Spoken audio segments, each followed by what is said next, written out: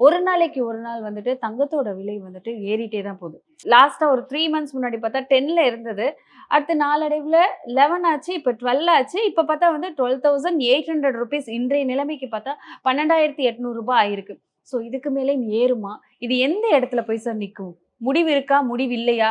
இல்ல போய்க்கிட்டே இருக்குமா? இல்ல. இது வந்து எந்த இடத்துல நிக்கும்னே சொல்ல முடியாது. ஆ. எப்படி வந்து நாளுக்கு நாள் வந்து எல்லா தேவைகளும் பெருகிட்டு இருக்கோ, விலைவாசியும் எல்லா பொருட்களுடைய விலைவாசியும் உயர்ந்துகிட்டே இருக்கோ, எந்த ஒரு பொருளுடைய விலைவாசியாவது குறைஞ்சிருக்கா பார்த்தீங்களா? இருக்க, இருக்க, இருக்க ஏறிக்கிட்டே இருக்கும். ஏன் சராசரியா நம்மளோட வயசு எப்படி? எப்பயாவது யாருக்காவது குறைஞ்சிருக்கா?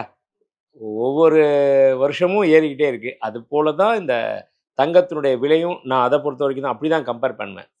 ஏன்னா, அ கடந்த ஒரு 150 வருஷமாவே பார்த்தீங்கன்னா கூட தங்கத்தினுடைய ரேட் வந்து கொஞ்சம் கொஞ்சமா அன்னன்னைக்கு காலகட்டத்துக்கு எப்படி இருக்கோ, இன்ஃப்ளேஷன் எப்படி இருக்கு, அந்த பொருளாதாரம் எப்படி இருக்கு, அ பர பண வரவுகள் எப்படி இருக்கு, ஜிடிபி எப்படி இருக்கு, இது எல்லாமே கருத்தில வச்சு தான் கோல்டோடைய பிரைஸுமே வந்து அப்படியே உயர்ந்துகிட்டே இருக்கு.